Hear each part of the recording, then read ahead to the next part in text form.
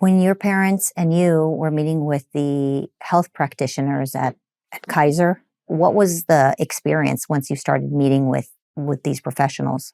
I think the biggest issue was that there were a lot of things that they didn't tell me or my parents. There, there are studies that suggest that there's a high rate of desistance amongst minors who identify as the opposite sex.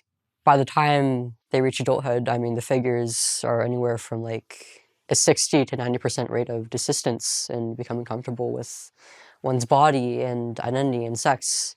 And I didn't know about this. I didn't even consider that as a possibility. And it was never really brought up.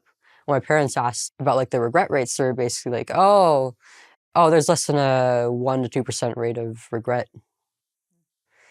And I mean, they cite studies that are pretty faulty, pretty poorly conducted, and have a pretty high dropout rate. So there really isn't like a whole lot of data on this in the first place.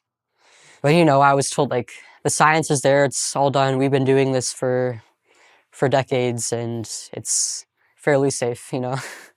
The first endocrinologist I saw actually was really the only physician to push back on this. He said like, you're one of the youngest patients I've seen. I don't know how this might go on to affect your brain development going forward, so I think we should pump the brakes and wait a little bit. But I never heard this from any other medical professional ever again. It was like I was just immediately referred to another endocrinologist who, after I think it was 2 or 3 appointments, gave me my mom the consent forms to sign off on. And these consent forms, they do list like the side effects, but they're pretty vague. They're not very comprehensive.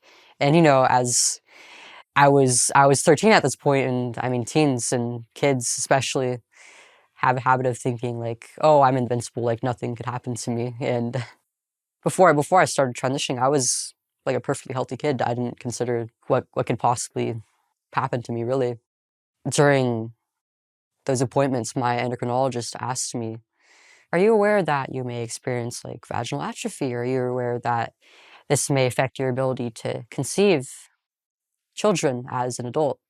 And as a kid, it was just like, oh yeah, I know. I've done my research. And then, when she told me about the potential impact it might have on my fertility, it was like, oh no, I don't want to have kids, because I was 13. I was a kid. Yeah. Like, how could I know? What a huge responsibility to put on children to make that decision, right? Yeah.